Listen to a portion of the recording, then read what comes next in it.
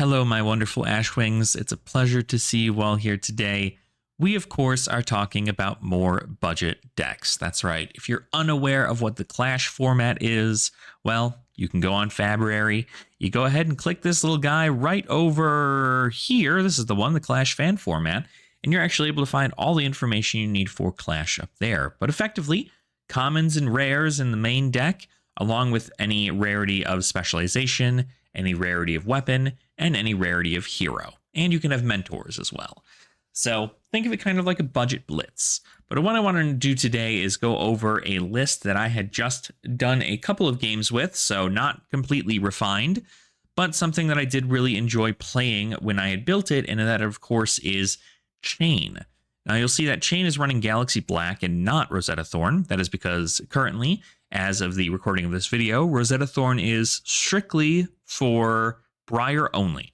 The Clash Committee, including myself, we have gone through that process of making sure that Rosetta Thorn is not the only weapon any Runeblade ever runs ever. So we have restricted to Briar as of, this recording of the video. It's been that way for a while, but things may change. But I wanted to go ahead and talk about my Clash build here for Chane, because I do actually have a local event that is coming up here pretty soon. And I wanted to go ahead and give some light as to what the format is like, what you can kind of expect to see going into it, and where you might be able to make some changes yourself. So let's go ahead and talk a little bit about the list here. Obviously, Chane being a very incredibly powerful hero, with having the text of create a Soul Shackle token, and then your next Runeblade or Shadow action this turn gets go again. So these Soul Shackles, you create them, and then at the beginning of your action phase, you banish the top card of your deck for the amount of Soul Shackles you have. So if you have 2, then at the beginning of your action phase, you will mill 2 cards to your banish zone. This is important because a lot of your cards in your deck actually care about being in the banish zone. Not absolutely all of them, but a good portion of them do. So that is kind of what you're hoping to hit off of the top of the deck, is things like Bounding Demagon and Riftbind and Seeds of Agony. That way you have more cards to play on your turn that just aren't starting in your hand. But let's go ahead and talk a little bit about the equipment here. We're running Galaxy Black. Pretty straightforward because it is effectively a 1 cost 2, it's kind of like Rosetta Thorn almost, but it's got 3 power and 1 arcane if it hits. So it's really only theoretically coming in for 3 in most cases. If you play a banished card from your banish zone, this will get +2 until the end of turn. And then if it hits a hero, it deals 1 arcane to that hero. It's really, really nice because it's kind of, in theory, still got the same stats as Reaping Blade, but with an on-hit of arcane damage. So even if this comes in for 1 and, you're only able to try and deal 1 damage, it still theoretically can do 2 if it hits, because you're trying to deal that 1 arcane damage to your opposing hero. So Galaxy Black, not too terrible of a card to play, I think, and I feel like it does pretty well. Then we go into Ebb and Fold. Pretty standard equipment here for Shadow Runeblade is just being able to, at instant speed, you pay a resource, destroy Ebb and Fold, and then you banish a card from your hand. If it's a Shadow card, draw a card. So you get to put a card that you would be able to play in your banish zone, something like even Seeds of Agony, into your banish zone, and then draw a card. That way you can go ahead and provide a little bit more value with having more cards to work with. Then you have Hardened Crossstrap. This is mainly for in case you need some additional resources to pay for these Shrill of Skull forms, or maybe you're even looking to do a Hit the High Notes, or maybe you're just trying to hardcast a Phantom Banshee. These are all ways for you to go about doing that. And then we also have Runehold Release, pretty much just make an aura. This is really important for things like Hit the High Notes or even Shrill of Skull form, which care about whether or not you created an aura. Now, of course, you do create an aura with Chane's ability, but sometimes you don't want to use that immediately, and you'd rather create an aura through some other means. Maybe you want to play Runehold Release to create a rune chant and then use Deadwood Dirge, or maybe you want to use Chane's ability and then Deadwood Dirge, all depending on what you want. This could also be Goliath Gauntlet if you're trying to get crazy with it, but absolutely not necessary in that situation, I think. And then Snapdragon Scalers is just to give something go again. Most of the stuff in your deck costs 1 or less. So if you don't want to give it go again with Chane's ability, you can always use Snapdragon Scalers for a really long final turn when you have a lot of stuff in your banish zone and come in for a very, very wide chain in a 20 health format. So pretty good stuff. But let's go into the deck here, kind of surmise what exactly we're looking at here. Most of what the deck consists of is cards that pump and cards that deal damage, right? You want to be able to play a non-attack action and then an attack action. So that way you can kind of pump up some damage, make sure you're able to get a lot of value from the cards you're going to play. But remember, you're going to want to use Chane's ability after you utilize things like these pumps, because granted, these won't activate on these generic ones here, but if you do play Deadwood Dirge after you've created a Soul Shackle, you will essentially be wasting your go again. So you're going to want to make sure to keep that in mind, but most of what you're doing is pumping up these cards that may end up in your banish zone, and then attacking with them with go again after creating a Soul Shackle, and kind of just continuing to put on the pressure. Bounding Demagon's a really great choice here. We're running the Rainbow because effectively it costs 0 for you to play it from the banish zone, and you have to play a non-attack action first. So we do have several of these non-attack actions, including these Seeds of Agony. So there's always a target for it to be able to be played out of that banish zone. Deadwood Dirge is great to destroy your own Soul Shackles, so that way you're not milling nearly as much, and you're able to get 3 rune chants off of it. So if you happen to have milled a Phantom Banshee into your banish zone, or you want to put a Phantom Banshee into your banish zone through Ebonfold, then doing so with Deadwood Dirge will be able to go ahead and get you those rune chants, so you can rune gate out this card and play it pretty much for free. It's a 1 card 10 in those situations if you already have the chance.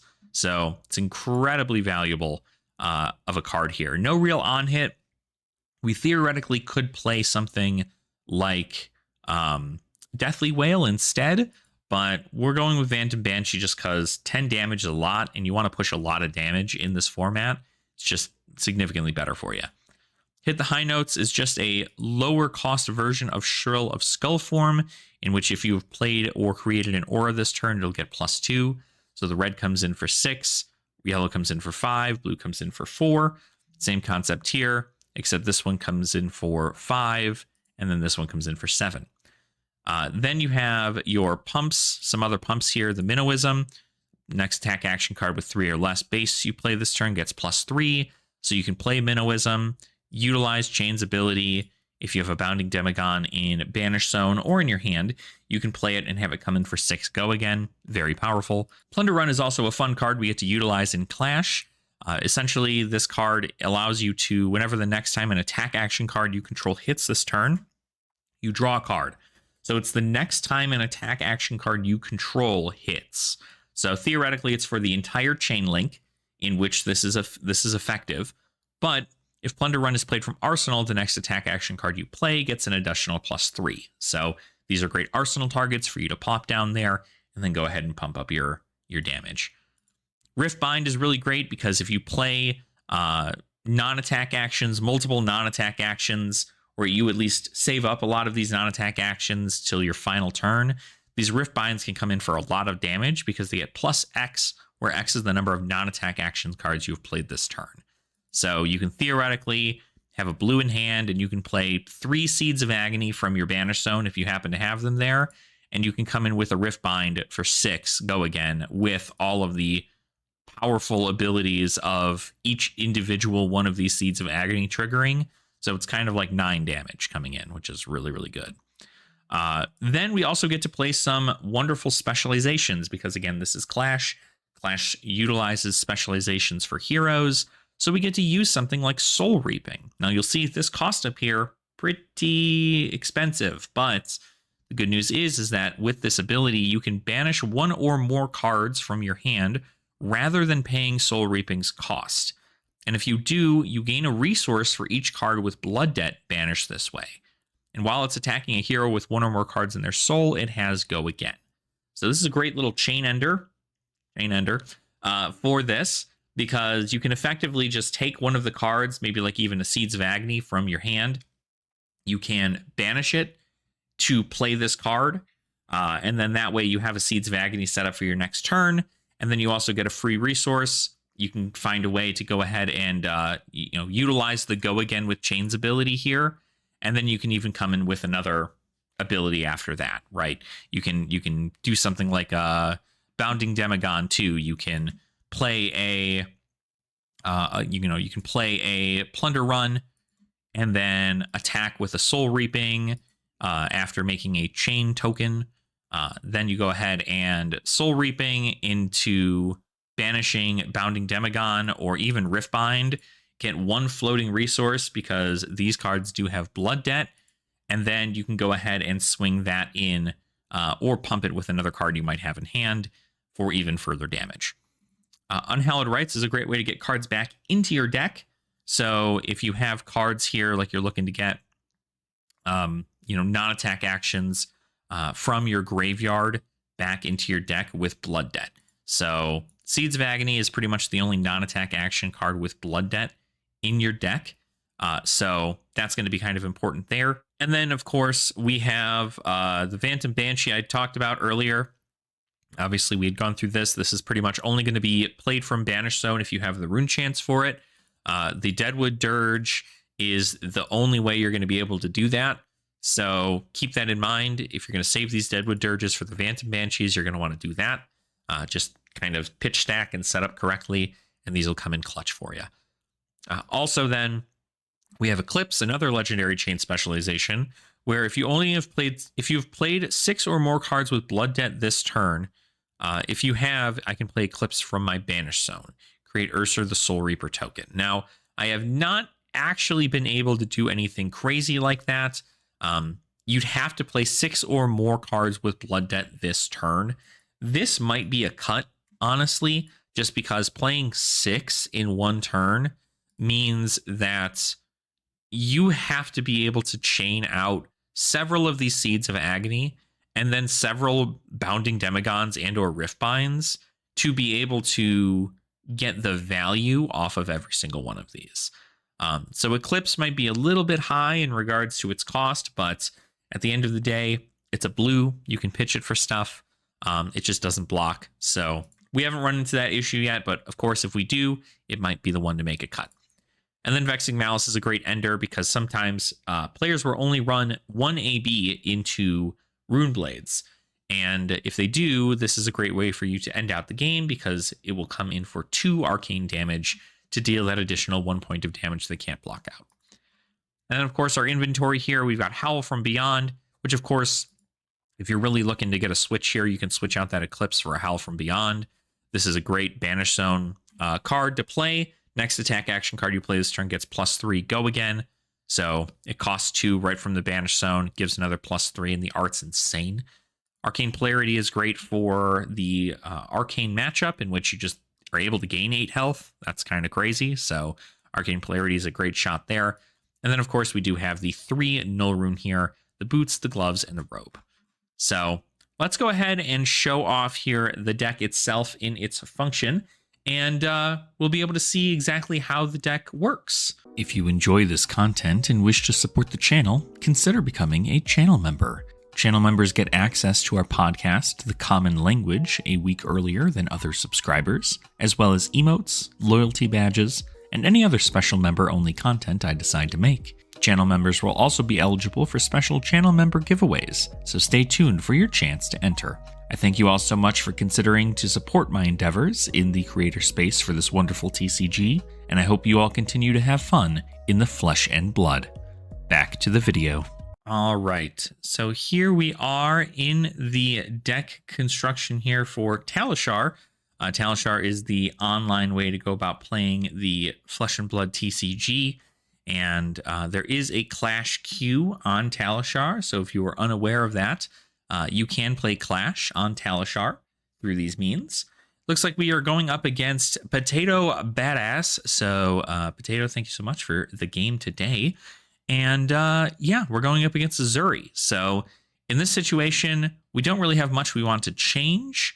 I'd probably just stick with what we have here and see if we can just kind of hit them much harder than they can hit us. So we're going to go ahead and take a look here. We've got a few cards here. We got Seeds of Agony, the hit high notes.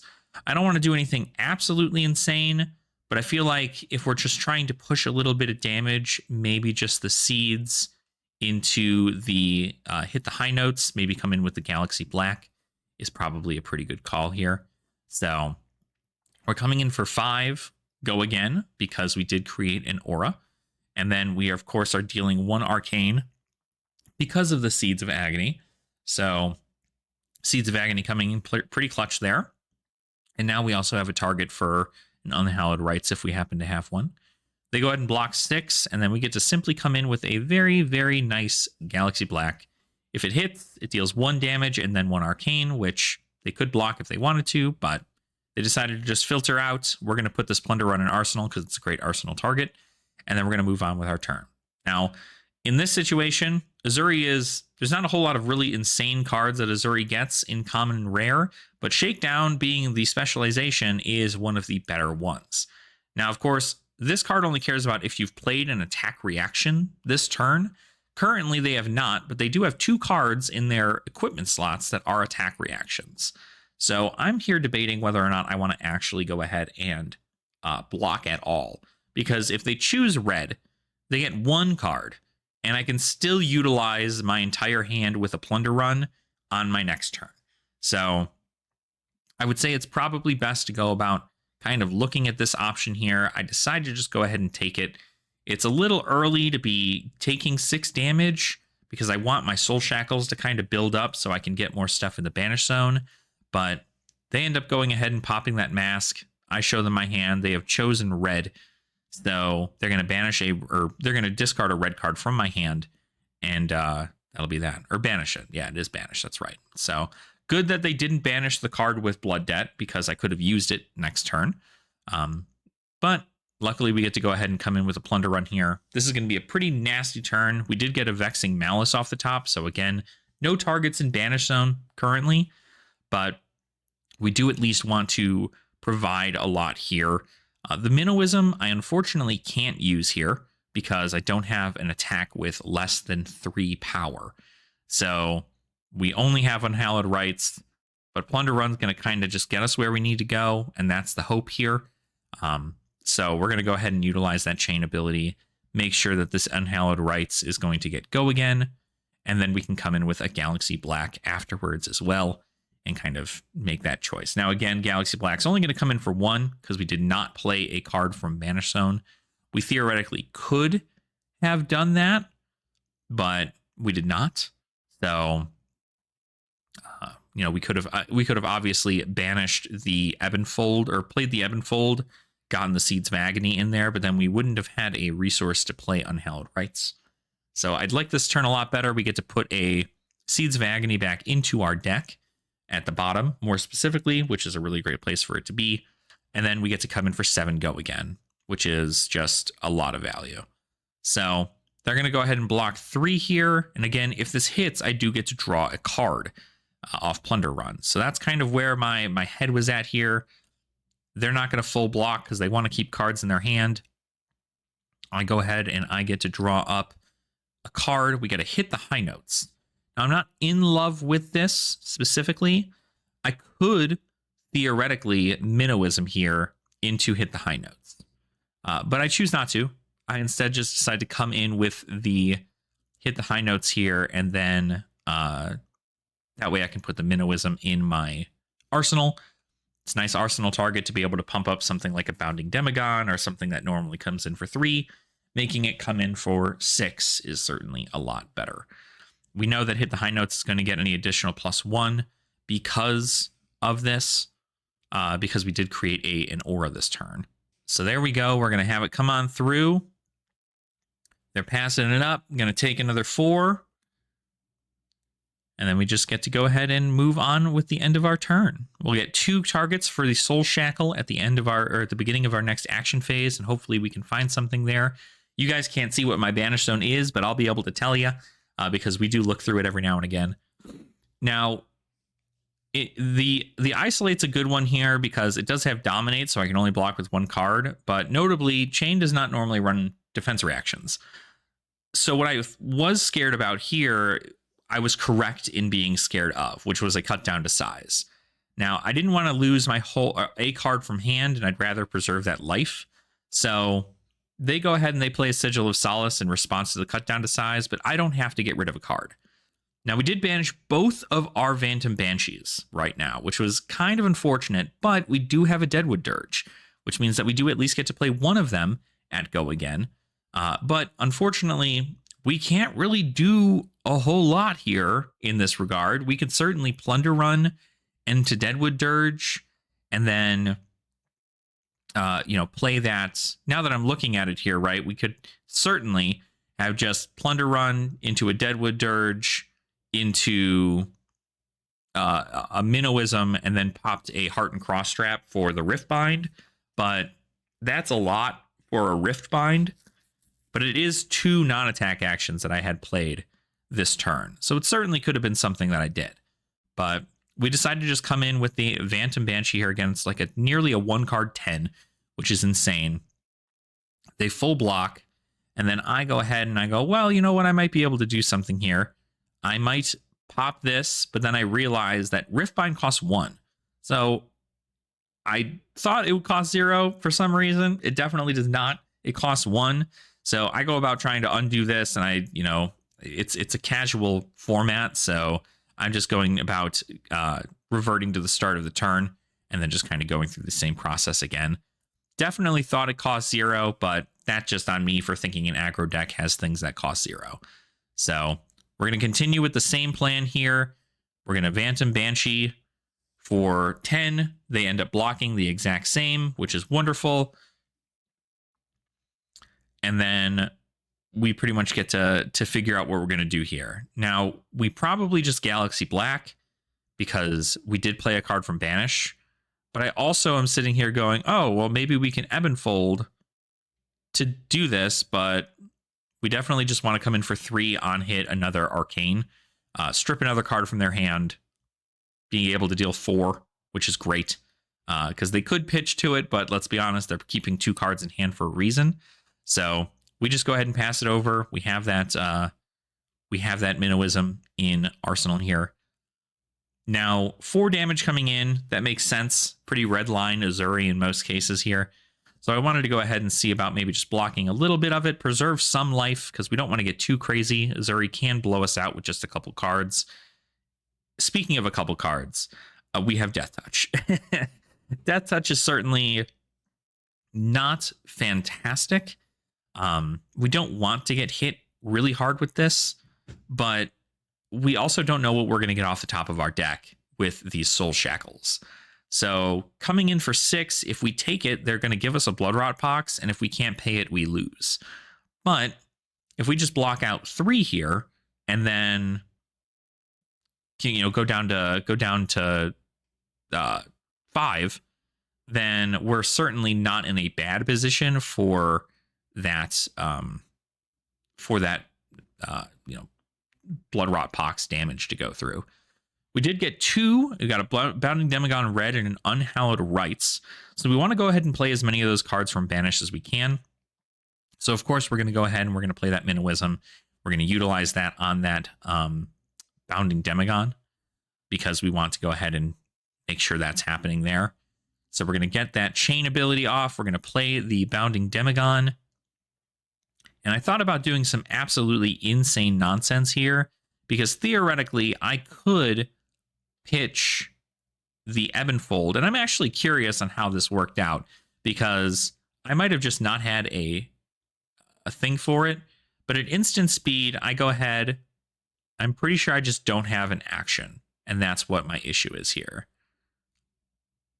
Because I wanted to put Ebb and Fold in the Banish Zone.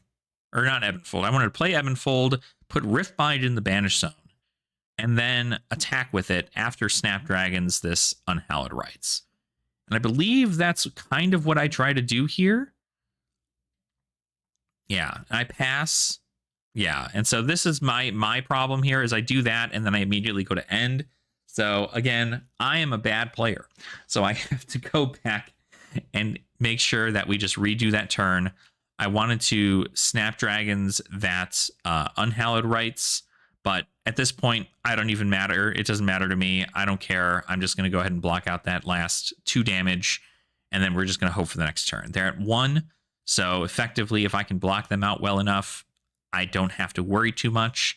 They're not going to have enough to block out any kind of arcane that comes their way.